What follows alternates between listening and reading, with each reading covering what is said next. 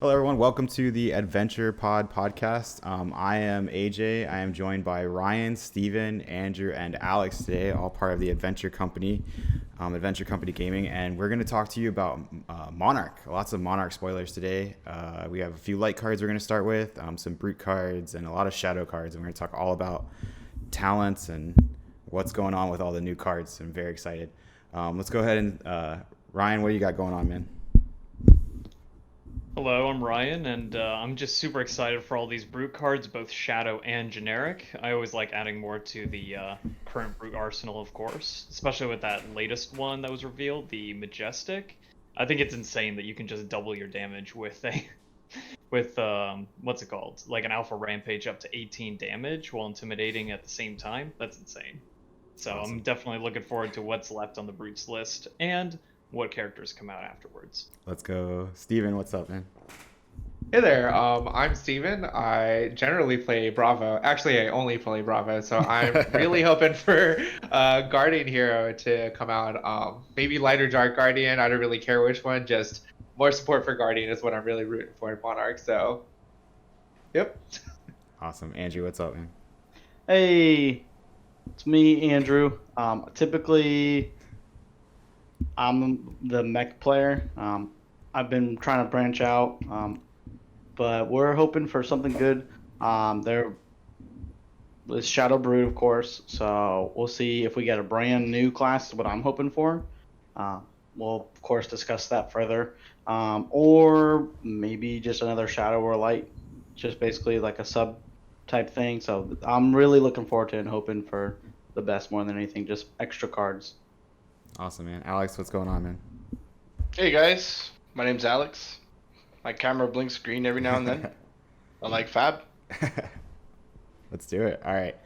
So first, I want to talk about we have a cool new system. It's called the talent system, and I think what it really boils down to is we're gonna get basically like new abilities that kind of go off of like where the cards are from. And so starting with Monarch, we're doing Light with Solana, and then Shadow with the Monastery. Um, I'm very excited about that. So we're going to jump right into the first couple cards we're going to talk about today. We're going to jump into the light cards because the light cards, we only got a handful of them. So I kind of want to get those out of the way. And we're going to really deep dive into the new class or the new hero that was spoiled after that. So first, we're going to talk about Celestial Cataclysm. It's a zero cost light attack. It attacks for 7, defends for 3. It's a majestic. It says, as an additional cost to play Celestial Cataclysm, banish 3 cards from your hero's soul and go again. So, Alex, I kind of want to get your take on this card first.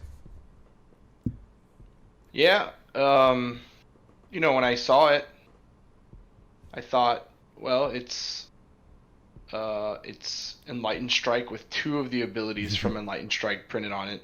Right. It's pretty interesting. It pitches for 2, which is pretty it's a pretty big deal as well. And then I thought about at the time when it was spoiled, I didn't really understand what light was. Right. I had some ideas and thoughts about what it might be, but now that we understand that it's, like you mentioned, a talent, um, I understand. It seems like a very powerful card, but it's very limited to. Well, actually, it's definitely limited to the fact that you have to have the light talent. So, um, I like it. I think it's cool. Um, Art is amazing. Art is yeah, really good. definitely like the art a lot. It's I think somebody mentioned to me it's not your grandma's Enlightened Strike. I like that. I'll, I like that. I'll leave it at that. Yeah. Andrew, what do you think Uh, about it? Or Ryan, go ahead. Go ahead. Well, I was gonna say, so now that we have a better idea of what the shadow or the blood debt system is for shadow cards, the soul system, as we understand it right now, is if I'm correct, the cards that are just gonna reside underneath the hero. However they get it in there, we don't know yet. But the card itself for just banishing cards from your soul might be harder to actually get up than we think, because otherwise, like 7 with go again for a 0 cost of any kind, And that's it insane. pitches for 2. Yeah, that soul cost has to be something crazy, right? Because I, ex- otherwise, I it's just power creeps E strike pretty hard. I was gonna say I expect that the soul. So it seems to me like we'll talk about blood debt later, but it seems to Yeah. me like the blood debt cards you want to get out of the banish zone because they start taxing you on health. Yes. It seems like, we don't know yet, but probably the soul is going to be something that you want to keep inside of there. So for you to play this and for you to remove 3 cards from your soul is probably like, that's where the I guess the downside of this card that seems really good comes from. It could also have some sort of condition where if it's like, if a soul card is removed, then you like lose health that way instead of losing health for keeping it there. So it could have a health tack to go with it, in addition to banishing it. So, it's just so much possibilities. Yeah, I almost wonder because the only card that we've really seen that interacts with Soul is the promo card, the Ray of Hope. Right. Right. And that's the only card so far at this point in time that's been spoiled that actually tells you how to put something into your soul.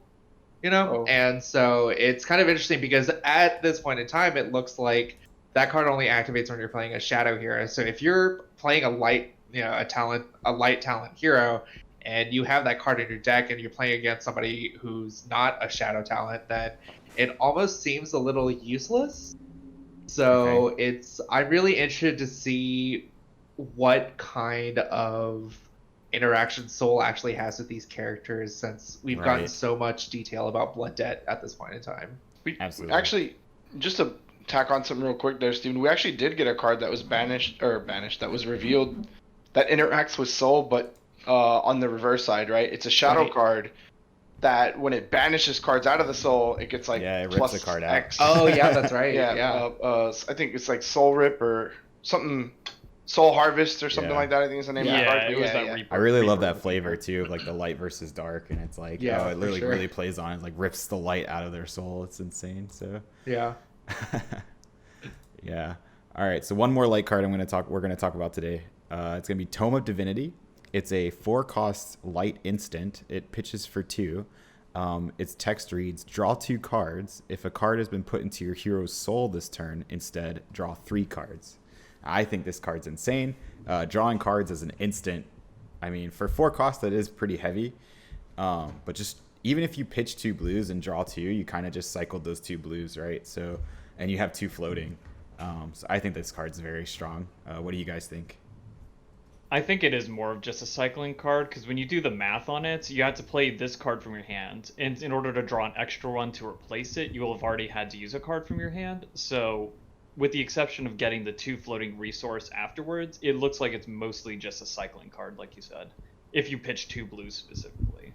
Oh wait, but so it replaces itself if you have a card that's entered your soul, right? So it'll be the replacement plus the 2 draw. So you'll end up with 2 plus resources, and then the card replacement from itself, and then the draw 2 more. Right. So, I kind of disagree with you on the fact that it's just a card to like cycle. And you know what's like kind of interesting about it too is, so this is a very niche situation that comes up, but I find it pretty interesting. In Warrior, when you play Spoils of War and you get copper tokens, or if you play Kasai, however you get copper tokens, I've been in some situations where I'll pitch 2 blue cards for 6 mana, spend the 4 resources, draw a card by breaking the copper, and still be up 2 resources. And now I've cycled 2 blue cards that probably weren't that great for my turn into a red card that could like really take my turn to the next level. You know what I mean? Oh yeah, absolutely.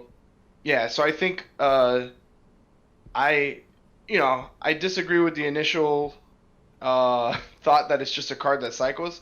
I think it could definitely be more powerful than just that, and not to mention, since it's instant, if you're in a situation where you're getting hit by some of these cards that we'll talk about later, where they like come in for a boatload of damage, being able to draw 3 cards and have 2 extra resources up as an instant might let you block for significantly more than you could if you just had a 4-card hand there. Yeah. You know what it reminds me of a lot, and it may not be a 1-for-1 comparison, is it reminds me a lot of Death Dealer, right? So like you pitch the blue for Death Dealer, you load the arrow, and then you draw a card, so you replace the card you paid for, and now you have resources floating, kind of exactly like that. So but more splashable, right? Any light hero in the future will be able to play this. So Oh yeah, and I definitely didn't mean that cycling wasn't a good thing, definitely, especially with the 2 resources you still have left over. I just don't think it's I don't think it's like busted like the other card we were looking at so far. So You know definitely a what? strong card. Something that I find really interesting though is that a lot of the shadow aesthetic that we've seen is all about like playing stuff from the discard pile, I'm the banish zone, but also like ripping soul away.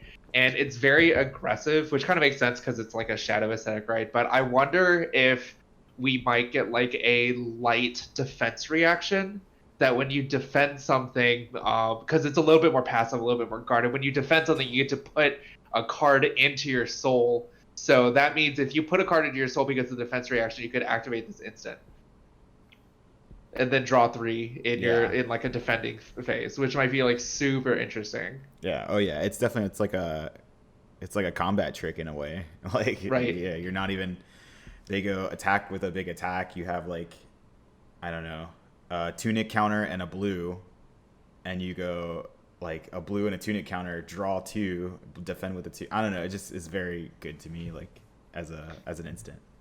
I can definitely see there being a shadow and light defense reaction specifically because like if we look at the history of most classes minus mechnologists specifically, each class tends to have a defense reaction of some sort that goes along with a theme or like a mechanic that's specific to their class, like reload for ranger, Yeah. doing 2 extra damage with reckless swing, Well, reposting another weapon with steel blade shunts, all that stuff. So shadow and light are going to have something like that.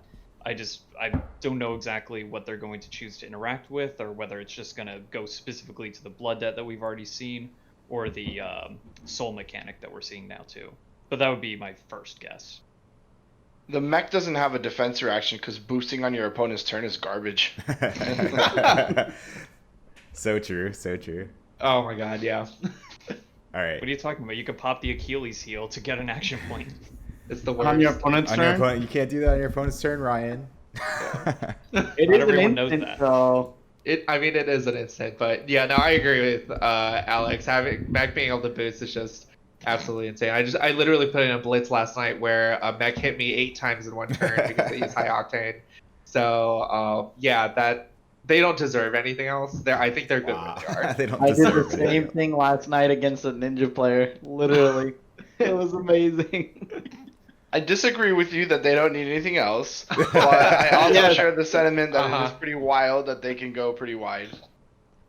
Okay, we're gonna switch gears here completely because I want to jump into our hero that has gotten revealed so far. We've gotten a lot of the cards that support this hero, and I think it's gonna be really exciting to talk about. So, the hero we got is I hope I'm saying this right. It's Levia Shadowborn Abomination. 4 intellect, 40 health for classic constructed, just like most heroes, most heroes. However, I'll read our effect first before I get to what I think is the most important text. So our effect is, if a card with 6 or more attack has been put into your banish zone this turn, cards you own lose blood debt during the end phase. That's a very interesting effect, but I think the most important text on this card, or most interesting text to talk about on this card, is Shadow Brute Hero. So we're going to start with our resident Brute player. Ryan, what do you think of this hero? I think she's a fantastic addition to the Brute family. She definitely embodies it with all the cards we've had revealed so far. And I could definitely say that the theme of doing something with cards that have 6 or more attack action, or attack power, is blended beautifully with the shadow mechanic of interacting with the banished zone. So definitely has a lot of crossing themes that just kind of mesh really well, even if you want to use generic Brute cards to go with the deck. Can we probably just my talk favorite- about like? Oh, sorry. What were you gonna say, Ryan? I was just gonna say I do like the addition of Deadwood Rumbler for the pure pitch value of a 6 attack action card with blue pitch. You mean Probably Wrecker my Romp favorite edition 2.0? right after Wrecker 3 more Romp. copies of Yeah. Wrecker Romp. Yeah. Yeah. I was just gonna say, can we just talk about the artwork on this card though? Yes. Oh, it's brutal. It's Yes. amazing. It's fantastic. It kind of looks like she's wearing the Bloodsheath Skeleton, which is like kind of interesting, but obviously that's like not for her. But like the just her armor, and then just the kind of Her like claws. crazy otherworldly like claws and like the tentacles. It's so interesting how they've incorporated the whole shadow aesthetic into this hero. I think it's fantastic. Her story is I, metal as well. Her story is Oh. crazy. I want to talk Yeah. about the young artwork. Oh Like, yes, I'll bring that up too. she clearly has just got done killing and eating her mother. I don't know if that's lore, but it seems like that's what she's done.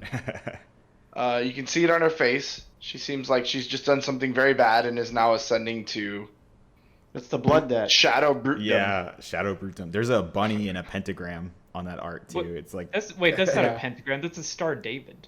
What? what? That's You know, pentagram star David. It's fine. the double triangle. Funny enough, there's the same symbol tattooed on that one guy in red in the ledger. So I Oh, don't know true. if Yeah, that's- that's a Oh. good catch, Ryan. Yeah.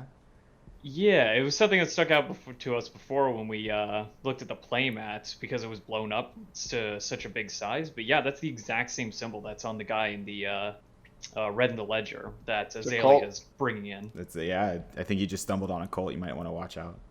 Yep. So going back to what Alex was saying about the art. So when they did the reveal for Levia, it talks about, so she grew up in service of the cruel and callous nobility who rule the gilded marches with an iron fist. Gripped by rage, furious at her inability to decide her own fate, she utilizes dark rituals to amass the power she needed to break free from her master's tyranny. With the might of the old ones fueling her hunger, no one will control Levia ever again. So you're talking about the ritual you can see in the bottom there, which is pretty cool there. You can see that. And then so they mentioned the old ones. So are we going to see other Oh, characters that are fueled by that? Like, is that how we're going to see shadow characters? It's interesting to think that. So just how her like lore comes about, though. Sure. Oh, that's It's a classic disgruntled maid. Yeah. Calls on the Dark Brotherhood to kill their, kill their oppressors. something. So I didn't have this on the cards we were going to talk about today, but speaking of the old ones, maybe that has something to do with her legendary and the token that she summons. Let's talk about that. Let me grab that card. Doomsday. Doomsday. Oh, I and while wasn't- you grab that, if you look on the hero page on Flesh and Blood, like on the Fab TCG website, the young hero Levia, they have a description. It says from oppressed servant to abomination is kind of like her description. But then her adult one says all ravenous, all consuming, insatiable hunger fills Levia as her shadow, which is capitalized, gorges on the carnage left in her wake. So it's really interesting because clearly she's like feeding something. It's like something's like taking control of her, and Right. it's definitely leading up to I think what we're moving to next, isn't it? Yeah, we're gonna talk about this this Doomsday card. I just posted it for you guys, and I'll have it up on the screen as well. It's a blue pitch, 0 cost shadow instant, legendary Levia specialization. So you can only have one of these in your deck, and only if it's Levia. If your hero is Levia, play Doomsday only if there are 6 or more cards with Blood Debt in your banished zone. Create a Blast Muffet, the Soul Harvester token. That is wild. We're gonna really have to see what that token is, because obviously this card really has no effect other than that token, but it must be crazy if you need to set this up with 6 cards specifically in your banished zone, and this is a one of that is, as far as I know, unsearchable. So Here's why it's very difficult to do that Doomsday ability. Probably. Let me say probably, because I don't know about the whole set. But like, if we look at Levia's ability, she's constantly ripping Blood Debt off the cards. So, I'm assuming that you're doing her Shadow Brute things, that is. So, oh, but they only lose Yeah. it during the end phase. So like you yeah, can but it doesn't. So I may be off base here, and this is probably a Okay. technical rules question. But it seems like it says they lose Blood Debt during the end phase. So imagine if you have 3 cards in your banished zone with Blood Debt, you Mhm. do the thing that gets rid of it, so those cards no longer have Blood Debt for the rest of the game. Is that correct? Or I mean, we don't know, but like sounds like it, right? Like No, I I think think it's just only until during the the end end of the phase. turn. It says during the end phase. Yeah, like So I during think that- her end phase. Yeah, I think that's only when the blood is. So it'll checked. re-up the next time. So every Yeah, turn you it's have a to make sure maintenance that you're cost. playing like you're paying the debt pretty much. Which is like super interesting with Levia that I've been like thinking about is Yeah, that it's like you're this feeding is her a- hunger. It's super right. flavorful. Yeah, and also from like a gameplay standpoint, it's kind of they've really put in this like risk reward kind of mechanic with her because you essentially have to make sure you always keep up tempo because if you don't, then you're constantly losing more and more life depending on how much blood debt that you have in your banish zone. So it's really interesting and kind of terrifying if you think about it. Right. You know, you're essentially a ticking time bomb way. It's a suicide mechanic. You're right. Yeah. Yeah. It's a tax for sure. I think we mentioned it earlier. Just one sleep dart away from losing the game. Yeah, we've talked about it for sure. Yeah, Sleep Dart is a very scary card for Levia. Or crush confidence for Steven and his fellow guardians. That's right. Yeah. Right. Everybody start signing those red crush confidences. Can we go back and talk about the thing that we mentioned all the way at the beginning of the hero? And you said Sure. that's probably the most important piece of text on the card, which is the shadow talent. Yes, Shadow Brute Hero, absolutely. So Shadow, for those that, so as far as we understand it, Shadow, and this was brought up in the James White article. Shadow basically means they're going to play a lot in the banish zone, and they play a lot with a mechanic called blood debt. And we've talked about it already. I guess we should have talked about like what is blood debt. So blood debt says on a lot of the shadow or just shadow cards in general, if it's in your banish zone during the end phase, you lose 1 life. And so a lot of these cards like want to get banished, but then at the same time, you're going to be eating that life every turn. So it's kind of a balance mechanic of how much does this really benefit you and how much is it eating away. Now, of course, Levia's ability turns that off for 1 turn, but you still have to satisfy that requirement. Absolutely. You know, something I've been kind of thinking about is that it's interesting. We have yet at this point in time to see what the Soul Harvester token actually does. Right. Right? Because if it summons it, then like you still have blood debt ticking. So like does it turn it off? Something that I kind of mentioned earlier, you know, before the stream was that maybe the strength of the Soul Harvester token depends on how much blood debt you currently have, right? Because you can activate it when you have 6, but That'd be is cool. it That'd be stronger really cool. if you have more? Like, you know, does it scale off of the amount of, you know, debt that you've paid in literally life? So like the whole aesthetic is just so interesting and like so cool. Like I love the aesthetic. I won't play it because it's not Guardian, but I love the aesthetic. I'm gonna take a leap here with this token, and I'm gonna say that the token will have some amount of health. I think you're right. I think if you can kill that token, you probably win the game. Right. That's like my an leap. alternate win mechanic once they bring it out. Yeah, it seems like probably that's like Levia's goal, right? She wants to bring out this forgotten one, and once she gets it out, she's kind of like, you're reaping Deal and with it or raping the die. land, Yeah. you know. So it's up to the light guard or the light hero that's fighting against it to kill it. And then if they do, then Levia's probably just like, oh no, I've turning back into a maid. Yeah. And you lose your What? I don't know about that part, but you lose your I one mean- of, like your built up one of, right? Like Oh, your yeah. ultimate, like you had to do all these things to get to your one of instant, have the card in hand when you were able to do it. And then if they just deal with it, like what have you really done? And so hopefully it's like insane. It has to be, right? So yeah. Well, thankfully, the card that they revealed, Soul Harvest, which is also a specialization for her, does the job pretty easily if you have enough of those cards in your graveyard at least already, which is pretty insane. It's a good card. Actually, I think the most interesting part of the card is that it's just a rare, but it's also a legendary specialization. I guess legendary itself doesn't mean that it's necessarily like rare, just that it can only be a one of in the deck. So Right. Let's talk about Soul Harvest. I'll read it off. So we're gonna have it's another blue pitch, which is really good in Brute. especially because it also attacks for 6, defends for 3. It does cost 6, and its text reads Legendary Levia specialization, so you can only have 1, and again, only if your hero is Levia. As an additional cost to play Soul Harvest, banish 6 cards from your graveyard. It gains +1 attack for each card with Blood Debt banished this way. If Soul Harvest hits a hero, banish all cards from their soul. They lose life equal to the number of cards banished this way.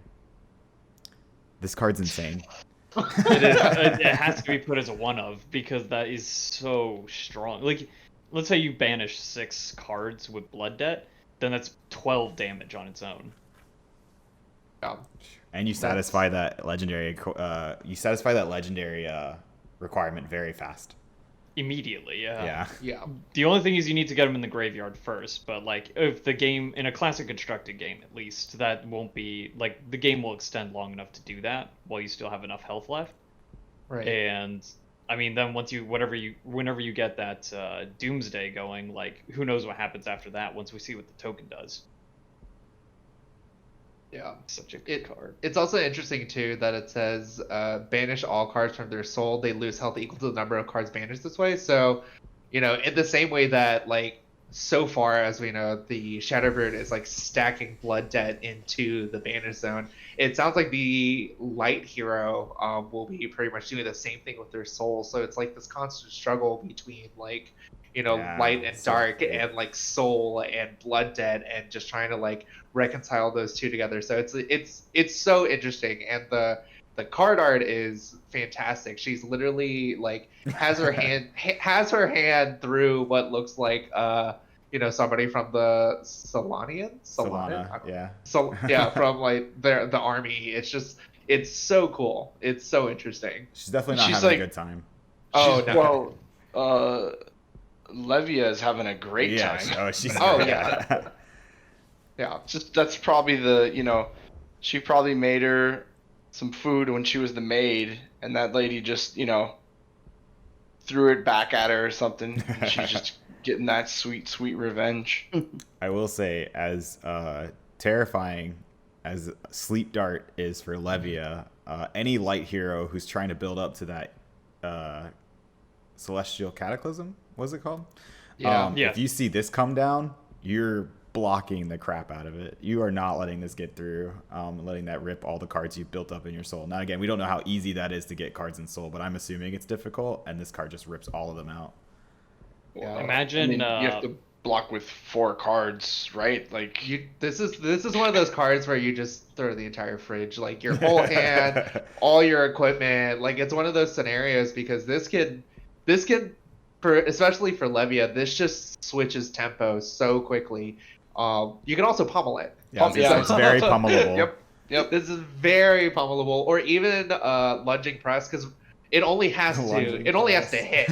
That's the thing, Yeah. you know. Like, it doesn't have to deal a lot of damage. The minute that it hits, it'll deal 1 damage plus all the soul that you've stacked up at that point in time. So this card is truly just as terrifying as its artwork. Like, Yeah. Oh, Yeah. yeah. What a great way to put it. it turns Brute into like a Bravo turn. Yeah, especially with the amount of cost that you Yeah. had to pay to even get it off. Yep.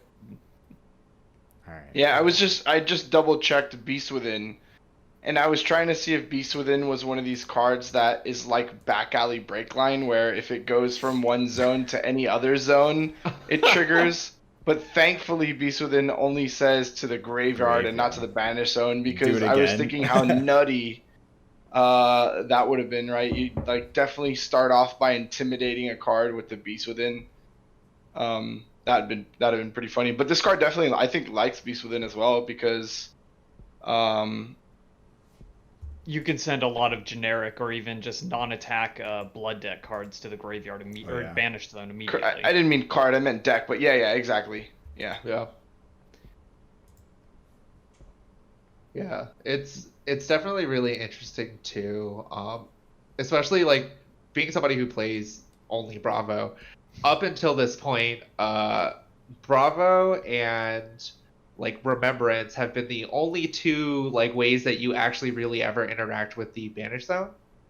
And other than like Kano and like, you know, cards like that, but like, you know, it's interesting because Righteous Cleansing is such a cool card, but like that's one of those cards that I don't think you really want to play against Levia, unless it's like her specialization. But the risk of pulling something that you don't want to be in the Banish Zone is like really interesting, because up until this point, the Banish Zone has been something that you don't want, but now it's like a really big benefit to her. So I find it like really interesting that they kind of repurposed that zone for her.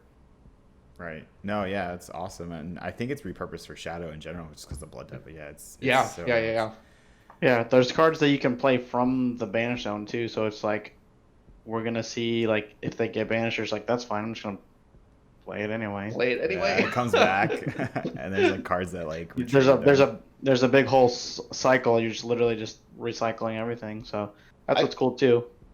I thought it would take the game a little bit longer to get to using the banish zone.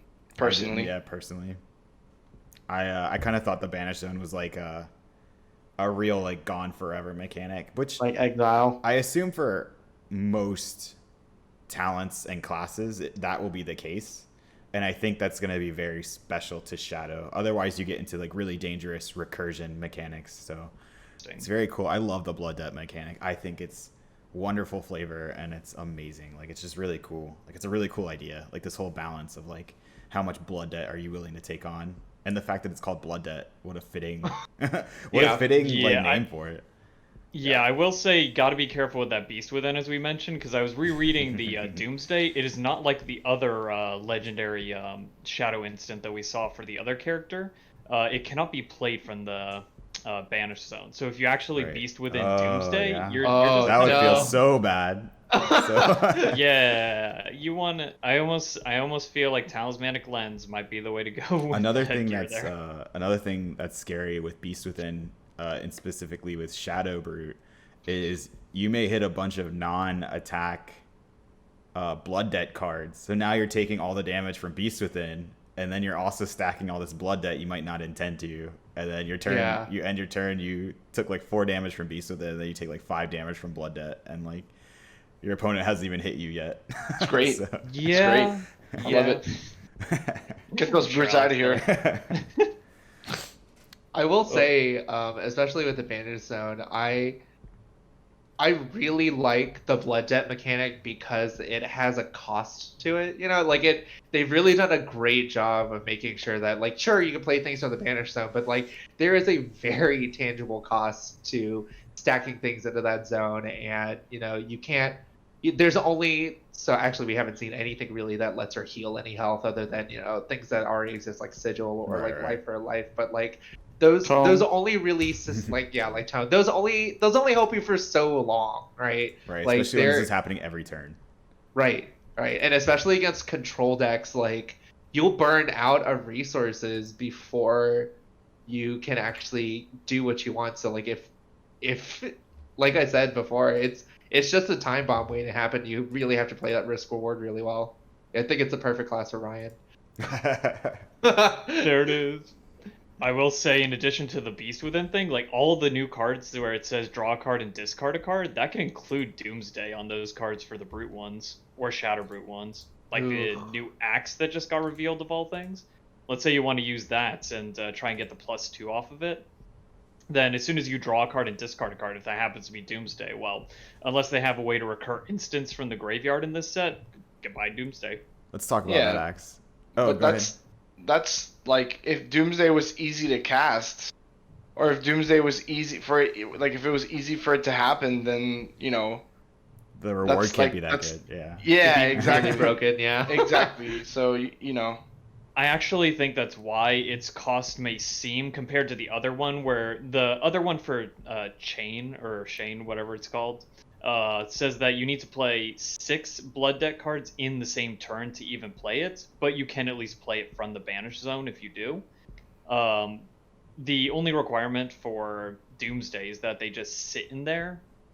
It doesn't matter how many turns they've been in there or when they exactly got there when you play Doomsday. I mean, as soon as you draw into your turn at the beginning of your opponent's turn, you could just immediately play Doomsday if you have the requirement just sitting there. I think the reason that So- might be a little bit balanced is because I think the amount of blood debt that she's going to be putting there is probably going to be very high. All of her cards banish randomly. like it's just going to be a lot of blood debt, and then you have to satisfy that hunger every turn to like not take the blood debt damage. So I think that's kind of how they balanced it around. So And the chance that you might just accidentally get rid of it, you know? That's like at that point though. That's like deck building constraints, right? Like Yes. you're gonna be very conscious of how many cards with blood debt you put in your deck. You're gonna calculate the percentage that you're gonna get. You know how you're gonna get to where you're gonna get to. Because if you just, I feel like, and even in a limited environment, if you're just like, oh, blood debt card include, blood debt card include, blood debt card include, I think you'll run into the situation that you guys are talking about where, oh no, my blood debt is 15, and if I don't get this, trigger off Levia, or however you pronounce her name, then you're just dead, right? Like so. You're just dead. Yeah, And especially like I was just to say it could very easily happen on a big swing from another class where they're really trying to take the tempo away from you. Crippling crush pummel. I don't have enough cards to now play this card. Yes. And discard a 6 and banish a 6. do the thing yet. So dead. Yeah, exactly. Yeah. Like especially in a blitz environment where you only have 20 health, like you could very easily just blow yourself up very quickly. She can also blow you up, it seems like, to like, you know what I mean? Yeah. Like it's crazy. So I mean, even the new generic brute cards like Pulping and that new what was it called again? The other one. It was Tear Limb from Limb. That one. Like the amounts of doubling or like built or stacking damage you could do with those ones alone is insane. Right. You brought up the weapon earlier, and I want to talk about that too. So I'm going to read it off. So it's Ravenous Meat Axe. Once per turn action, pay 2, attack. Whenever you attack with Ravenous Meat Axe, draw a card, then discard a random card. If a card with 6 or more attack is discarded this way, Ravenous Meat Axe gains +2 attack until end of turn, and it starts with a base of 3. And it's actually available as a brute weapon, axe two-handed. So it's not specific to Levia. Any brute can play this. This card is nuts. I'm so excited to play it, honestly. This card is like really absurd. Like when the brute in the past when the brute's on the back foot, if they're playing double claws or they're playing club, the turn has been very like not great, right? Like you have 2 cards in hand, you're like, oh, I can't reliably get a card with 6 attack or greater in my discard zone. Or I have to pitch a resource to swing with this card and it requires me to discard a card, and I can't do that because I only have 2 cards. This Meat Axe is like the answer to those prayers, right? Because you could even you could discard Beast Within, or like you could discard any 6 cost, and then that'll trigger Rhinar, and you'll get an Intimidate trigger, which like your weapon is now causing Intimidate triggers, which is absurd. I think this is really good. And people were worried about Rhinar going away.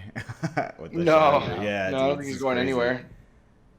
I will say that with this included and all these other cards that are just drawing and discarding or drawing and banishing off the top, honestly, I feel like I just need to play a ton of Opt cards in my future Brute builds now. Whisper the Oracle, no joke. Fate Foreseen is my defense reactions, and anything that lets me see off the top. You know what? Until I get an Arcanite Skullcap or some better replacement, Talismanic Lens is going to be my go-to at this point, because when I need to make sure I'm not banishing Doomsday, I need to make sure it's safe. Why not? One way or another. Bob. Yeah, just I have a pitch an video. eye. There you go. Yeah. Oh my god, I need to get my hands on it. Suddenly an eye is a requirement for Levia. Unless you I think just discard it in or general. banish Like, let's say it. I'm pitching for the axe, then I get to look at the top 2, and I'm just like, oh, here's the 6 on top. There you go. That's a good point that Andrew just brought up. Like, can you imagine just accidentally banishing an eye? It's just like gone. No, I can imagine it. Draw it, discard it. Better than getting stuck in the arsenal. Yeah. Oh, better, yeah. oh true. better that than Doomsday. Just like, Yeah. Promise of plenty. I just like this, like the axe plus very discarding Massacre on a Rhinar is just like That's crazy, man. I'm just like, I'm already having pre-nightmares from this Double situation. intimidate. On a Double weapon. It's double intimidate on your weapon. Yeah, exactly. Like, come on. for 2. It hits for 5. Like, let's not just gloss over that either. Yeah. Like, 5 for 2 let me is let me really quell good. your fears real quick, Alex. It says Massacre specifically says brute attack action card, Oh, so it good, cannot good. trigger Okay. off the weapon. Thank God. it's the same thing for Blood Rush Oh, Fellow. When you discard God. for its cost, it will not trigger. Hey, so. but you do have scab skins there, so you're gonna have like multiple attacks, and then you're just gonna intimidate everything, and then by the time you do that, you're just gonna intimidate their last card. I still Actually, think this that's a card, good real quick, I think this card, like, straight up power creeps Romping Club, right? Like, you just don't even play Romping Agreed. Club anymore. Like, there's Yeah, no I benefit. wouldn't. It's like the benefits, or like Andrew was just saying, the scab skins, you could have the axe trigger the secondary effect of Massacre, in which case it gets the +2 intimidate on its own when it discards the card for its own cost. So yeah, it triggers a lot of other brute cards that we got in Crucible that say if you've done the discarding for the turn, then you automatically trigger their secondary effects. Like probably the better one to think about besides just Massacre is Predatory Assault, because it gets Dominate, which if you're trying to close out game or even just try and swing for a little extra damage, is very powerful when it's dominated. Scabskin leathers for 4 or higher is terrifying now. It's just, it was already scary, and now just with this card and any attack is just insane. Scabskin's still arguably the best legendary equipment in the game, just for how, well, not generic like Findel Spring Tunic and everything, but just getting more action points, especially with this new champion that can use them, is insane. Yeah. I kind of want to get to another card that we might have skipped over a little bit. It just goes on a lot with what we've talked about in terms of like what's the benefit other than her legendary for Blood Debt, right? So the card I'm going to talk about, or we're going to talk about, is Shadow of Blasphemophet. It's a 2-cost red pitch majestic. It attacks for 6, and its effect is draw a card, then discard a random card. So a lot like the weapon we just talked about. But draw a card, then discard a random card. If a card with 6 or more attack is discarded this way, search your deck for a card with Blood Debt and banish it. Then shuffle your deck. And it also has Blood Debt. And also to note, it has no defense value. And it's a Shadow Brute action attack. Yeah, now that you mentioned it, just as a quick side note on that part, the no defense value, the other brute cards, like the generic brute cards, and the other majestic brute attack for Shadow Brutes also have 0 defense value, so I don't know if that's just playing into Brute's agroness, or if that's going to be a Shadow-specific mechanic, or even probably possibly a light mechanic for some of their cards, but I feel like that's almost fair. These are very powerful cards, even without a defense value. It's like, what's really crazy about it is, again, like, Blood Debt is taking, even a Blood Debt 3, like taking 3 damage a turn is super crazy. Now also not having a card to block your opponent's attack Extra damage is, yeah, that's like, it's really scary. So I think you know, this Blasphemophet better be worth it, you know. Right. Is all I'm saying.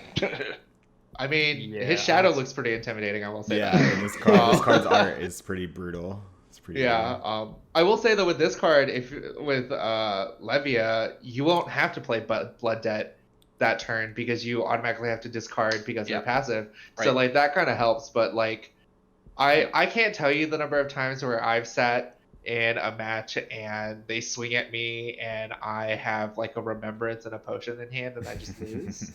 So like it's definitely one of those Every scenarios time. where they're definitely trying to scale back or like, you know, bring a little bit of like a quality and balance to these cards that are just that feel unbelievably overpowered. So like I think not putting a defense on these cards has been such an interesting thing to see in the cards that have been revealed so far. It's definitely not what any of us really expected, but it makes sense, you know.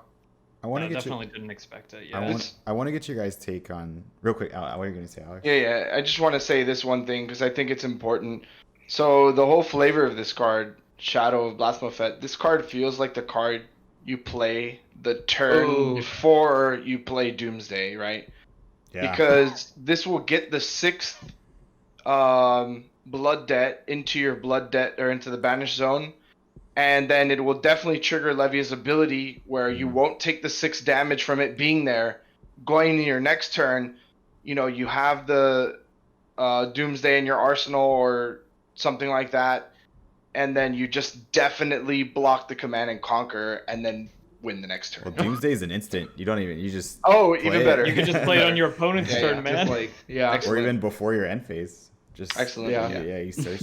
But yeah, this just I just wanted to point out that the flavor of this card definitely seems like it's what sets up your Doomsday. Oh, absolutely. So I want to get your take on this because it was something that we kind of just hit on. It was the whole no defense value thing. So I have this theory that like Welcome to Rathe and Arcane Rising and Crucible of War for that matter, the whole first 3 sets, we got very, very simple cards, right? Very like none of the effects are really that complicated. It's either like add attack, do a certain thing, like all the heroes have a certain keyword. I feel like moving forward with all these extra effects, so one of the ways they're balancing it is more so the removal of either attack value, defense value. It's not just a straight up I punch you, you punch me until one of us falls over. It's now we actually have card effects, which I think is kind of a sign of the game maturing. I just kind of want to get your guys' take on that. No, it's definitely. Oh, you go first, Steven. I definitely agree. It definitely brings like a layer of like just a thought that you have to put into like all facets of the game, right? Like you have to think about deck construction, like Alex brought up earlier, right? Like all of these blood deck cards, you have to think about how am I going to build my deck so I don't blow myself up, but then I can also get what I need to done. When you're actually playing in the game as well, you have to think about, well, what does Shadow do? What am I dealing with? Because before it's like, oh, okay, this is like a hero or whatever, but like, what does Blood Debt do?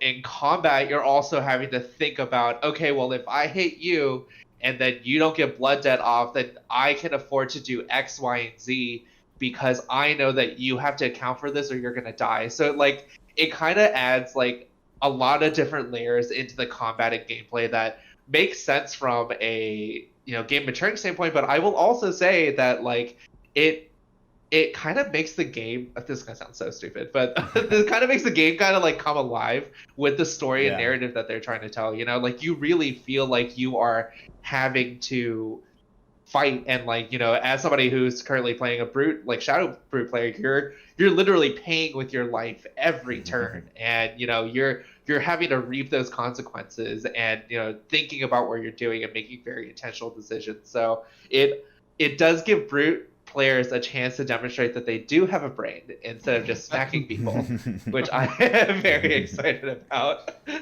I will add that something we didn't bring up when we were looking at Ray of Hope before, for example, but one of the things it says on the cards in regards to soul is that you have to be less health than your opponent when you put it into your soul.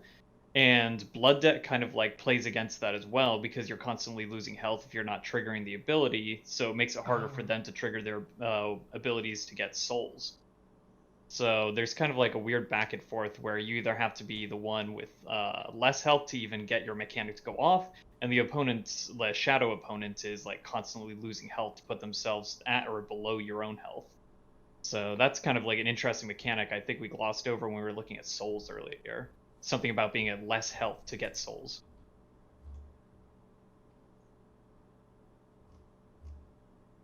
So, I'll take a stab. I sort of disagree with you on the fact that the cards from Welcome to Rathe,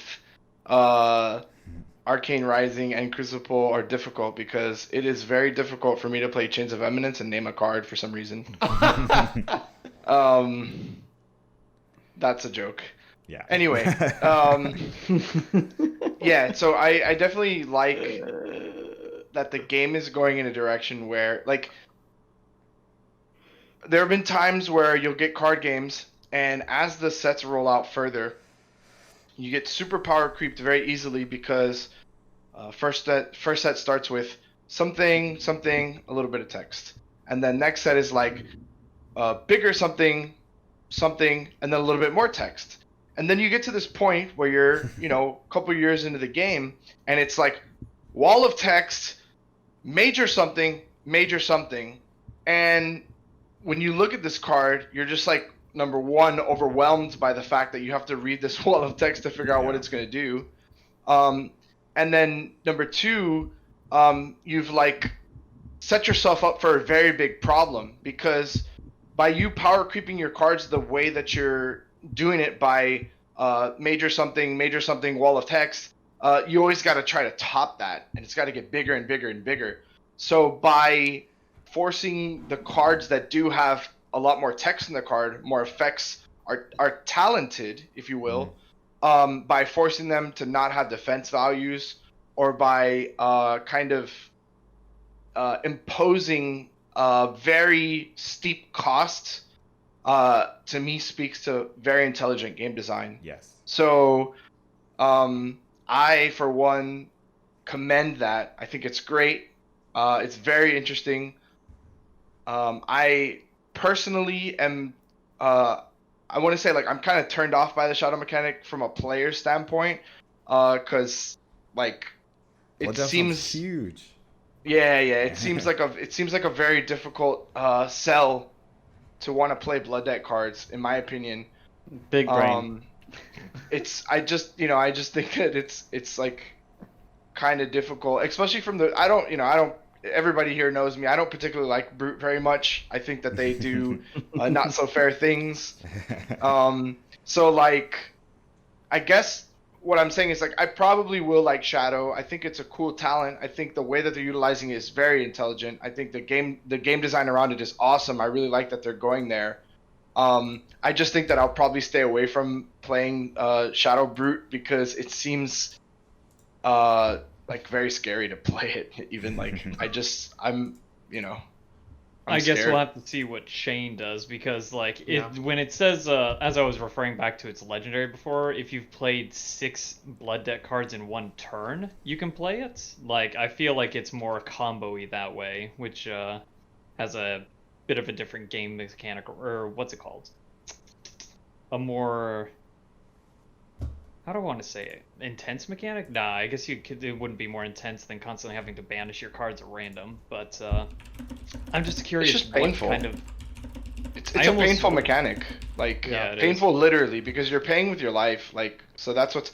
I'm not saying that I don't like the shadow mechanic or talent. I think it's great. I think it's an awesome design space. I think it definitely lends itself to opening up to doing a lot of really cool things. But so far in the spoiler season, having seen all this Brute stuff, I'm kind of like, it doesn't, not that it doesn't interest me, because it certainly interests me, but it's just something that I don't like. That's not my play style. That seems very scary. I don't want to lose my life like that, Right. Yeah, of course. It's interesting though. Oh wait, no, you go, Andrew.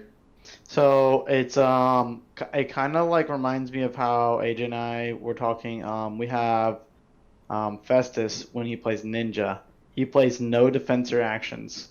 So literally, it's all gas, no break the entire time. Is how it feels like with her. Like, even more so than how Festus plays Ninja. Like, he's like no defense reactions.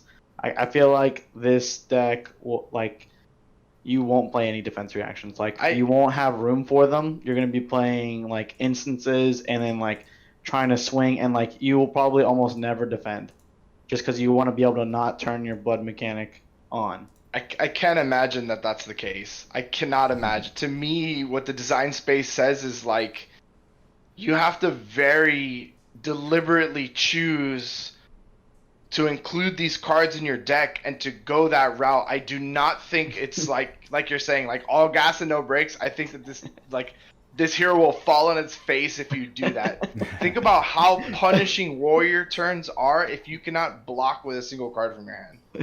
I mean, Festus did win. And ninjas too, yeah. Like that's exactly like ninjas just go really sideways, and if you don't block a single one of their cards, they're getting a mass trigger, they're going into crazy combo lines, they're doing like, so I think like, I'm happy you brought it up. I just don't think, like, I think the brute mindset of like, oh, big dumb swing, big thing. If you try to play that way with the shadow brute, I think you're gonna get punished for doing that. Yeah, Yeah, no, I I think you think have to be to what Steven said earlier. I think you have to be a lot more of an intelligent brute to design your deck and play in this design space. I think this one might not necessarily go like huge big swing like Alpha Rampage for like 17 with all of your Blood Rush and everything like that. So I think this will probably be more like you're swinging like exactly 6 and discarding things and like maybe doing like 2-3 attacks. Like you'll swing weapon and then you're gonna banish something and then you're gonna do another thing. That's why you'll also still have the scab skins. There's also the equipment that came out where you can break it, get another action point, so that way you can do things like that. I think there's going to be your typical brute thing where you're cheating more actions, but in a different way. So are we gonna see brute players playing Flock of the Featherwalkers now? I don't know. They don't really play any 1 cost or less cards, so you're just like, Yeah. No, What are you talking no. about? Barraging Beatdown is a 0 cost guys- action card, and they play all 9. You guys are glossing over a major card that already works really well with brute, and actually really helps you with blood debt. Art of War. yes, And it's go. a mode Yeah. that a lot of people don't even choose, which is give your next attack action go again. So, play it, banish a blood debt card, draw 2 cards, give your ability go again, and go get out there and summon your Dude, elder or forgotten one, whatever the Yeah. lore is. Blast That's the what it's Feather. about. Elder God, yeah. Blast Elder Feather. God, yeah. Mhm. Yeah. Yeah. It's actually, yeah, Art of War is like I know us as like a group have talked about this over and over again, but like Art of War in this deck I think will be an So MVP. good. Like So it is, you have to play it as a 3 3 of. of because just the amount of utility that it gives you, the ability to like draw, go again, like there's so much that it provides, and it fulfills pretty much every single requirement for this deck. It's kind of like having a blue pitch 0 for Ninja. It just does everything that you need it to, and so like yeah, for sure, Art of War in this deck is gonna be insane. I mean, I'm just glad I got mine back when I did, because I almost feel like once people start piecing that together, it's gonna be like people joking about Aetherize. It's just gonna It's not a joke. shoot through It's the not a roof. joke. Yeah, No, it's not a definitely joke. not a joke. I think what's funny too is like I don't know why sometimes in card games like I don't necessarily always pay attention to lore. There are bits of lore that will grab my attention and I'll like run on a tangent with them. Like I heard the Findel, and so the whole thing that I was thinking about was with Art of War, you have this god that's like, you know, like pushing people off of a cliff, or you know, he's doing Yeah. something, whatever. I forget what the artwork is off the top of my head, but it's kind of interesting. Like, it's clear to me that the god that's in Enlightened Strike, or maybe not, maybe it's this god's brother or something like that. Like warring Um, factions of gods or something. or it's the same person. Right. Yeah, it could certainly be the Yeah. same god, but like in the Celestial Strike Yeah. card, it looks like a brother or relative or some, Another maybe it's one, the same whatever person thing. Yeah, it's just like, to me, like flavor wise, you think about it like, oh, you got these shadow brutes that are here trying to summon these like dark demon baddie gods, and then you're gonna play like an Art of War that's like probably one of like the good gods, or you know what, I don't know, like kind of thing. It's just sort of a weird flavor interaction. Yeah, for sure. I kind of want to go back because you were talking about artwork, and the Yes. Shadow of Blasphemous card is really interesting because you're in the streets of Solana. You know, I think you're so, yeah. literally in the streets of Solana looking at like the castle, and it's like clearly things are not in a good place. Things are not going well. Yeah. Things Well, are not going well. There's like That's where she originates from too, is from there, and then Yeah. she ran away. yeah, like there's like blood in the streets. There's stuff lying around. Things are not going well, and like it's just the whole artwork for this set so far is so crazy. We saw the art spoilers that they just kind of gave, like, show the artwork for. is that a week ago already? It feels like Yeah. an eternity Just ago, about, but yeah. you know, we've only looked at the shadow cards, and the light side looks absolutely just as insane, and I cannot wait That's what I'm to waiting start for, taking a personally. look. Oh my The god, light I know. It cards, looks yeah. fantastic. Let's go, Ryan. We'll keep the shadows. Can I just say, like, when you brought that up, I started looking back at the artwork, and I know we were making, like, everyone's trying to make predictions as to what the other shadow hero is based on all this artwork. Like, I don't know. What do you guys think is the most likely? In before Ranger. That's what I was gonna say. How you knew? Yep. Yeah. It's and the reason I think that, sorry to hijack, I just think that like up to this point, I felt like, and it's not because like of the place in the meta where Ranger is, but I feel like Ranger as a hero has like it's felt like it's lacked sort of this fundamental design to it where it's like you really are sort of pigeonholed into like playing out of your arsenal.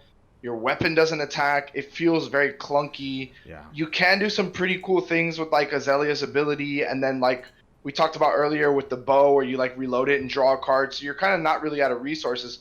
But I feel like when it comes to like setting up some just like the way the Ranger works, it just feels like there's something lacking. And I know AJ and Ryan, you guys have both like taken your wheel and deal at playing the Ranger, and you're just like, man, it just falls a little, like just a tiny bit short. And I think AJ's solution was like, oh, give it another arsenal in the form of like a quiver or something. But I think, you know, with the Blood Debt, with playing out of the Banished, I think this is where we're going to get the sort of the missing piece to the Ranger. Yeah.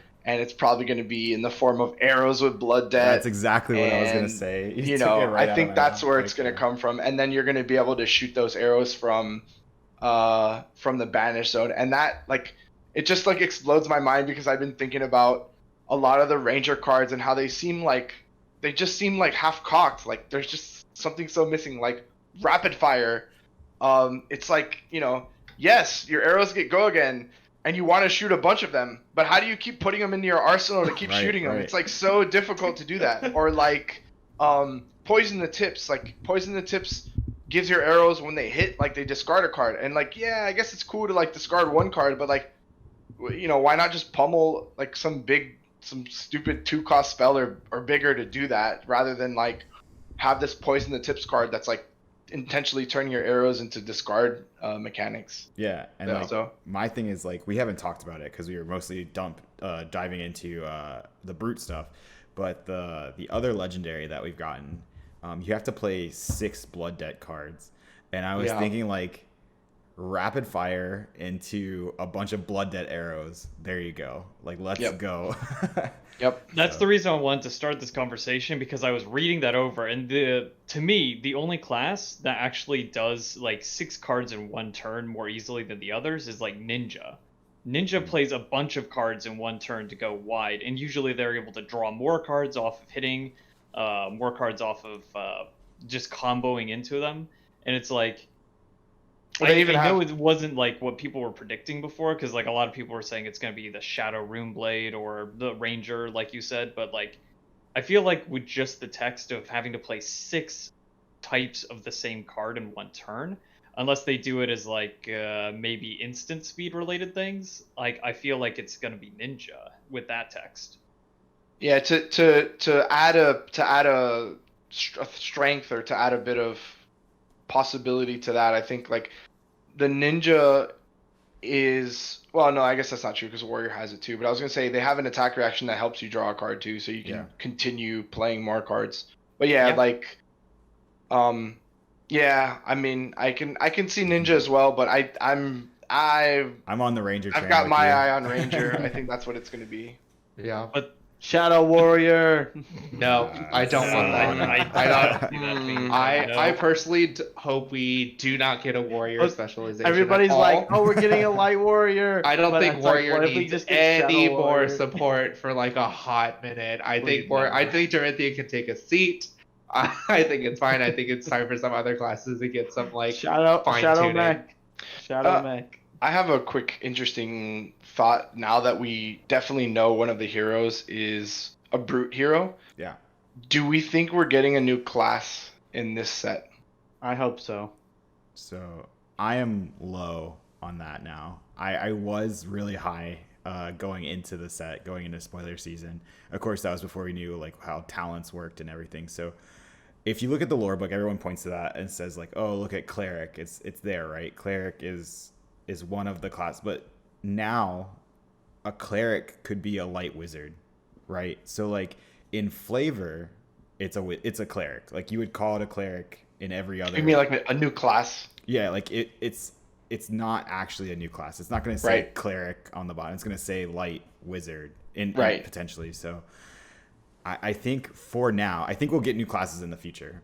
But I'm kind of low on getting new classes now, especially because with all the new stuff coming in with the talents and how all the new mechanics work. I think they set the stage with the 8 base heroes, and then we're gonna go talents, and then maybe like after we get through the 8 talents we have to get through, because I think they said there's one for each region. And there's 8 regions.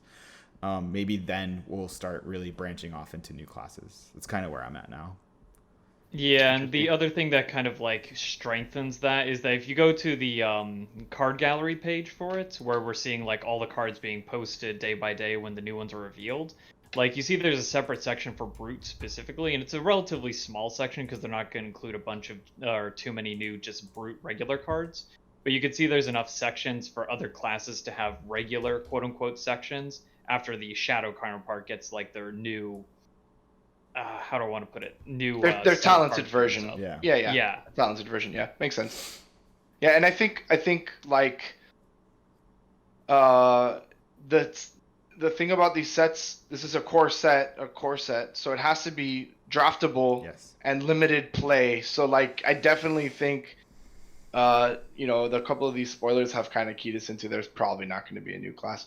Or maybe what AJ said is like it's not going to be a new class per se, but it will feel like a new Flavor class, wise, it's a new class. Yeah. But I think the talents does definitely satiate that wanting for of a like new new, class. I want something new. Yeah, exactly. It's kind of like this upgrade. They've kind of managed to put themselves in a position, and it's a good one, right? Where they're able to expand and kind of,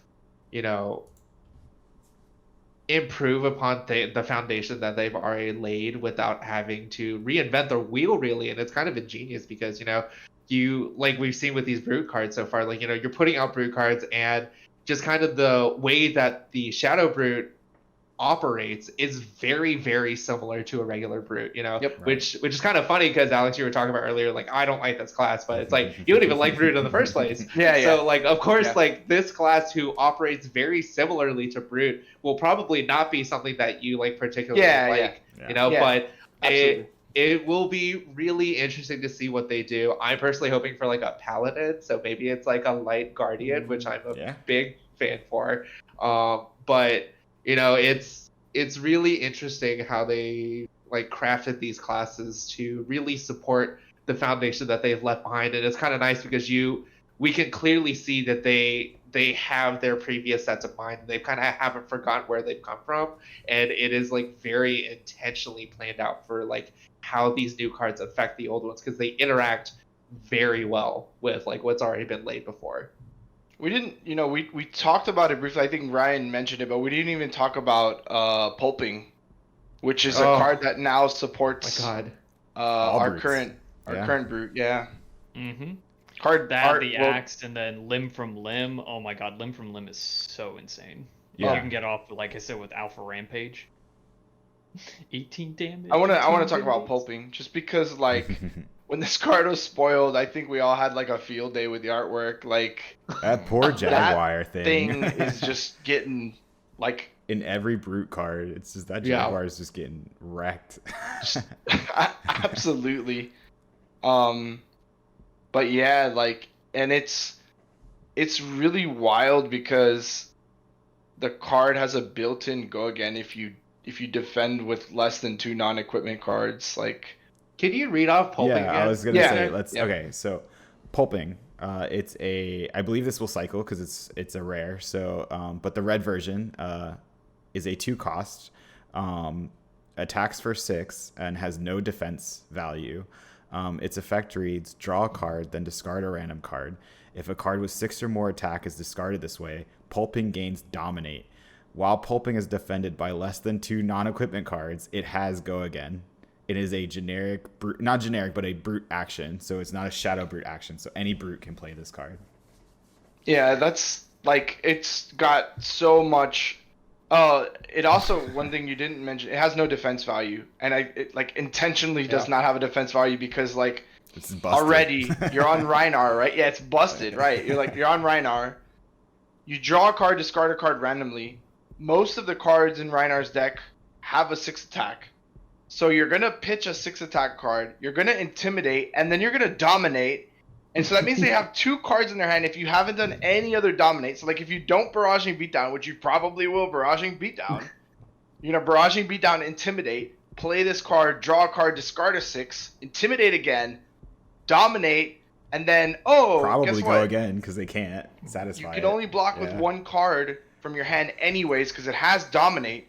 So if you don't have a card in your arsenal, it's got go again. Like, And then if you swing with the meat axe, like let me just like smack you again. Like you just finish it off and then just like you're done. Like Well, you also have tear limb from limb, where that's also going to dominate as well. So you go barraging beatdown, tear limb from limb, and then you pulping. Like you're getting, like if you discard a 6 attack, you're getting +6, and then so you're swinging for 12 with dominate, and you have go again. is Yeah. it? But does the Pretty good. Terlim from Limb has go again naturally? Yeah. Let's talk about that. Yeah. for a minute. It's a brute. It's an action. So it's I draw just- a card, then discard a random card. If a card with 6 or more is discarded this way, the next brute attack action card you play this turn gains +X, where X is its base attack. I'm done. I'm done. There's a I lot just- more cards to go, man. but there's no defense, so it's Yeah. fine. It's I guess. fine. And it costs 2, and it's blue. Like Steven, let me ask you about how many times you've defended with your Guardian deck in this past Blitz season, the skirmish season. How often do you really defend when you have a Towering Titan sitting on the field, huh? You don't. That's the Mhm. thing. It's like Mhm. if you, because especially with Guardian, like and especially with Blitz, defending is not how you win. It is a race. You are swinging at people like a madman. I am trying to burn my hand every single turn. Like the last thing I want is to have a card in my hand because that is a resource that I do not use. And so I'm constantly trying to figure out a way. But like with this new brute card and like these new brute cards, like this kind of changes up Blitz a lot. Oh, yeah. Blitz suddenly becomes less of a, oh, let me hit you as fast and hard as I can, to like, how can I not die the next turn? Yeah, And all this the is time. only one class, which is crazy, right? Like Still these 3 to cards go. alone have changed up the Blitz meta forever, right? Well- like it just brute alone, and we don't even know what the other classes are doing yet. So The craziest part is the fact that this is just a regular brute card. So like Yep. you go tear limb from limb, then you go pulping, and then you somehow also have alpha rampage in hand. So like you're literally just like you're dead. It's insane. Yeah, I don't Yeah. look forward to these beatings that are It's gonna coming. be fun. All right, guys. Especially with- Oh, go ahead, Ryan. Oh, yeah. One last thing. Well, I was gonna say, especially with the scab skins, you can use Tome of Findel first. Don't forget to, scab skins, man. can draw Alright. even more cards. Alright. Oh, Alright. Blood rush bellow, Alright, man. sure. You just blood rush bellow.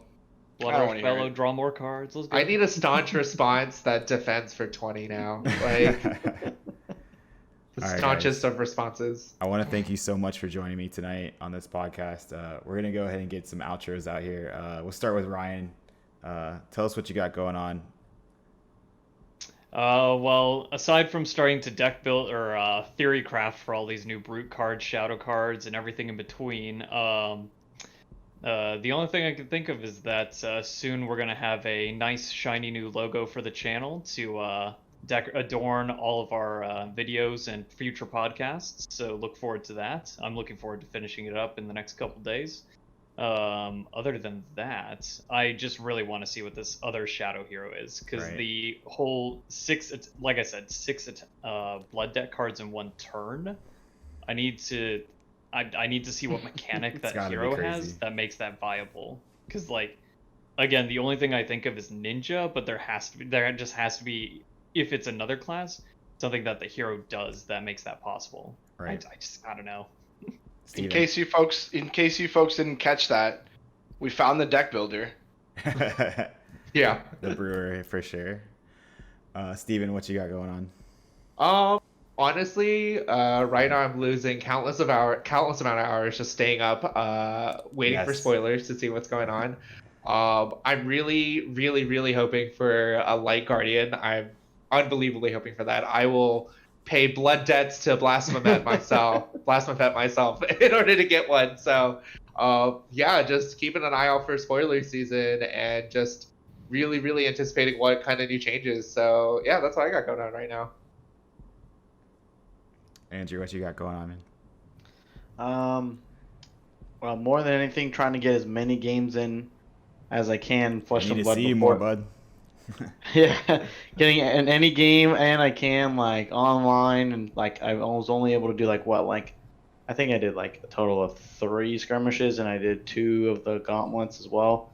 Um, More than anything, getting games in before this new set comes out, just so um, I can continue to see how everything's doing because the meta is still constantly changing, even with the current Yeah. cards we have. Like Warrior is very, very dominant, and everyone's like, at first Mech came out, and everyone was like, "Oh, we gotta get rid of that," and then Warrior came back and was just like with rage, and so I'm ready for this. More than anything, I'm done with skirmish.